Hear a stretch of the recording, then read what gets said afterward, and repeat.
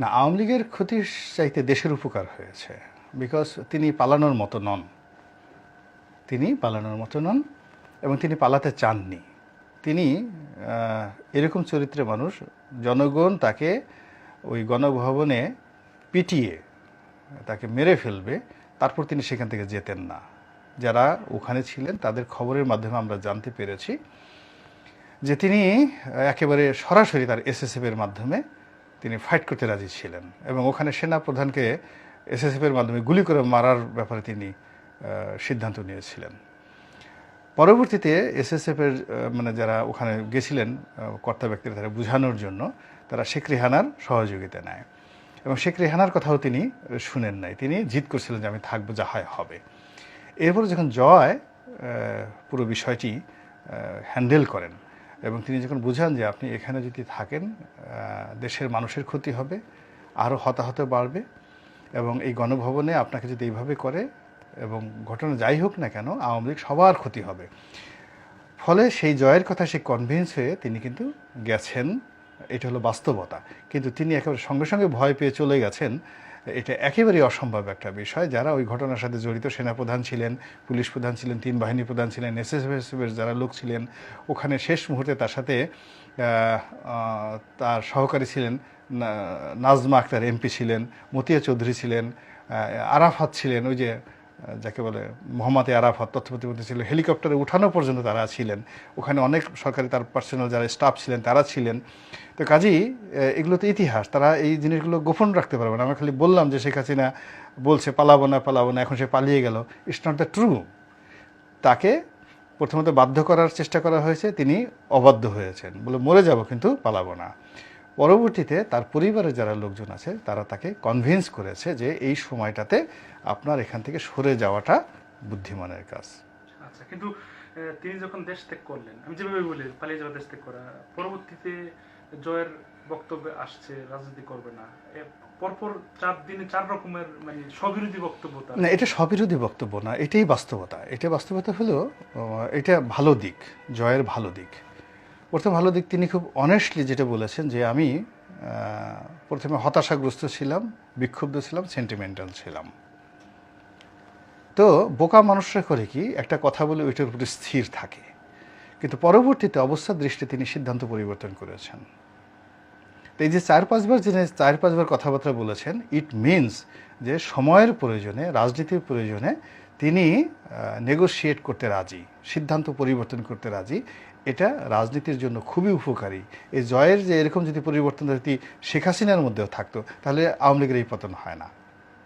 রাজনীতিতে আসলে স্থানকাল পাত্রভেদে আপনার সিদ্ধান্ত পরিবর্তন করতে হয়। এই 4 দিনে যে 4 বার সে সিদ্ধান্ত পরিবর্তন করেছে, তাতে মনে হয় যে এই মানুষটি যদি রাজনীতিতে আসে, যে কোনো পরিবেশ পরিস্থিতি অনুযায়ী তিনি সিদ্ধান্ত পরিবর্তন করেন। এর কারণে গত 4 দিনে তিনি 4 বার যে কথা বলেছেন, 4 বারই ভিন্ন পরিস্থিতি তৈরি হয়েছে। তিনি তার মা যখন চলে গেছেন ওই সময়টাতে তার ওর বাইরে আর কথা, ওই সময়টাতে তিনি যদি বলতেন যে আমি আবার রাজনীতিতে আসছি, সব মানুষ বলতো এটা পাগল, এটা বদ্ধ উন্মাদ। ফলে তিনি ওই সময়টাতে যে কথা বলেছেন, পরবর্তীতে যখন আবার নেতাকর্মীদের প্রতি অত্যাচার হয়েছে তিনি বলেছেন আমি রাজনীতিতে আসব, আমার মা আসবেন, আমরা আবার ফিরে আসব। তারপরে আবার বলেছেন যে তিনি বিএনপির সাহায্য চান, বিএনপির সাথে বসতে চান। তারপরে যারা এখন ক্ষমতা চালাচ্ছেন তাদেরকে তিনি স্থির থাকতে বলেছেন। তারপর তিনি আবার বলেছেন যে বেগম খালেদা জিয়ার প্রতি অন্যায় করা হয়েছে, আওয়ামী লীগ বিএনপি ধরনের কোনো দল নেই। এই যে 4 কথা, আপনি প্রতিটি কথার মধ্যে সংযোগ স্থাপন করেন, কার্যকরণ স্থাপন করেন, আপনি দেখবেন যে হি ইজ রাইট এবং দিস ইজ কল্ড পলিটিক্স। সামগ্রিক অর্থে তিনি কি আসলে একটা রাজনীতিবিদের পরিচয় দিয়েছেন বলে মনে করেন? না না, দিবেন না কেন? মূল ব্যাপারটা হলো যে পৃথিবীর সবচেয়ে সেরা বিশ্ববিদ্যালয়ের অধ্যয়ন করে তিনি একজন গ্রাজুয়েট, হার্ভার্ডে পড়া এত সোজা জিনিস না। ঢাকা বিশ্ববিদ্যালয়ের ভাইস চ্যান্সেলরও হার্ভার্ডের চান্স পাবেন কি না হি ক্যানট টেল। তো সেখান থেকে তিনি লেখাপড়া করেছেন।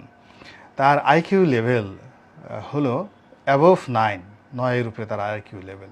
হি is not a normal man. তার জ্ঞান বোঝার জন্য আপনাকে ওই পর্যায়ের জ্ঞানী হতে হবে।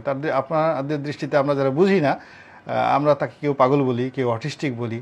এর কারণ হলো তার আচরণ এলোমেলো বলি। তো সে বাংলা ভাষা জানে না কেন? সে সারা জীবন থাকছে ইংল্যান্ডে। সে 75-এর 15 আগস্টে তার বয়স কত? তার বয়স, সে পুরোটাই সময়টা ইন্ডিয়াতে পড়ছে, ফলে বাংলা তার শেখা হয়নি। সে বাংলাদেশে 2 বছরও থাকেনি।